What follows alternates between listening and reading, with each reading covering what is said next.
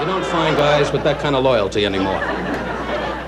Frank did say to say hi to you, Dean. I know how much it means to you.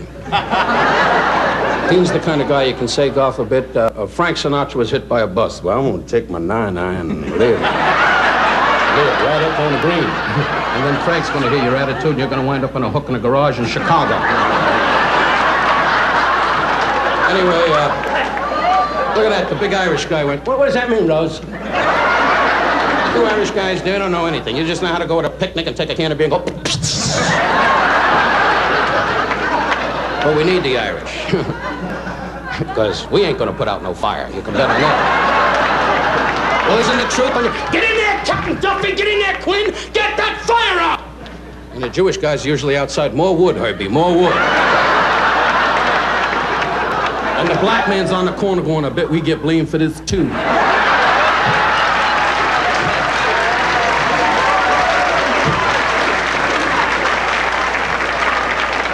And the Polish kid's going, for what?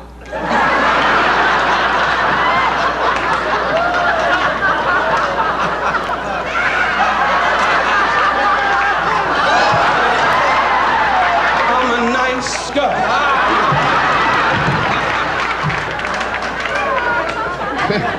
Son of a gun, when you fool with the wife, you must light a match and blow up. And last but not least, Captain Cernan, I was overjoyed that this man would be here tonight. I must say, I was at the launch when Apollo 17 went to the moon. Many of us forget great courage and great Americans at a time of need with our country today, and I do not preach politics or just try to do jokes, but in this man I take exception because he is a delightful, wonderful, great hero. And I must tell you, ladies and gentlemen, to see that rocket take off from the launch pad and to be with his family and his dear ones, and to watch this great, wonderful human being call me the night before and say, hey, Don, we're going to go to the moon. Listen, why don't you go over to the Tiki Club or what have you with the wife and have a couple of drinks and boom, boom. It was so casual and so beautiful that I just stood in awe and I was mesmerized by this great hero. I say to all of you Americans, and not to embarrass you, Gene, I thank you for being here tonight. Most important, these are all performers, but you are really outstanding gentlemen. I thank you for coming. Captain Smith.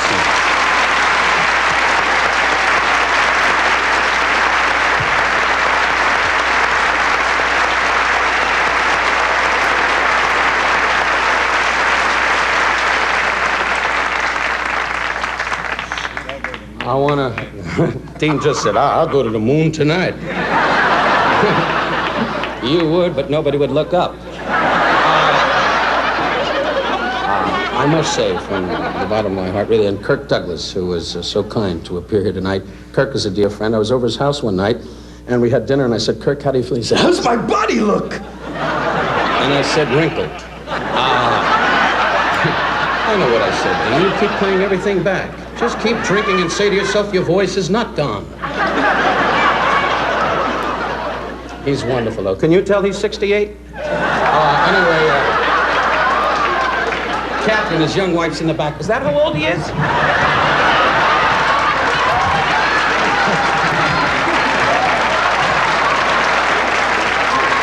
Can you remember the joke? Tomorrow he dies. Anyway. I must say, on behalf of my dear wife that Foster Brooks made some comments about, she is a lovely lady. When we were married, I will never forget, on the wedding night, she looked at me and went, this is exciting.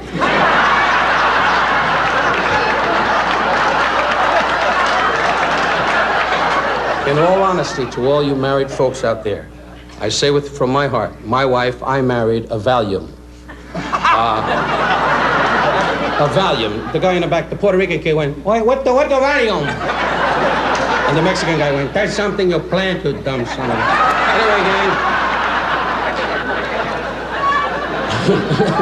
And the Italian guy, here's your Valium. Anyway,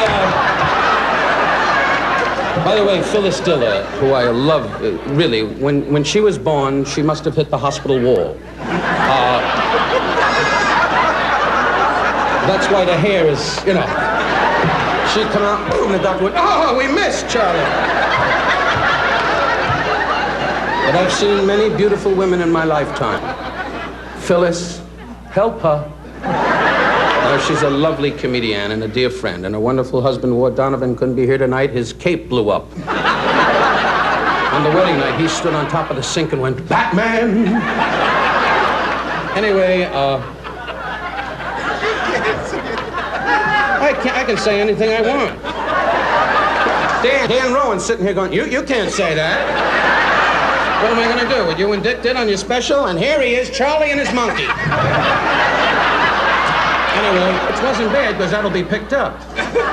Anyway, I'd like you to know that on behalf of my wife, Barbara, my dear mother in Florida, who I love dearly, and I spoke to her on the phone tonight, I said, "Mom, I'm going to be on Dean Martin's show." And she said, "Send him my love."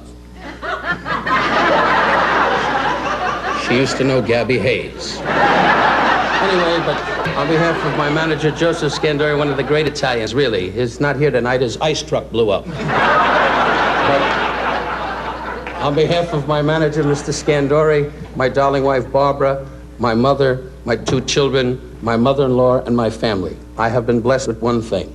My humor is aggressive. It is nonsense. The Newharts are dear friends. The Rowan and Martins, everybody on this day as tonight has made me feel a little bit important. Each day as an actor, when you take an approach with an image of being aggressive and strong, you must wake up every morning, as my father said. He said, "Don, when you're different, your heart is open to a little ache. But remember, when you're different, you might capture all the stars. But the whole world will not rally around you. But you have a chance of having them notice you. So go home at night, put your head on the pillow, and thank God for what you've attained. And maybe God will look down and say, hey, I am grateful to you, son, for doing something different. I like to think that I am different. I like to think that the public will understand me. If they do, I am grateful. To all of you, I wish you what I have, as I say in my performance when I appear. People around you who care."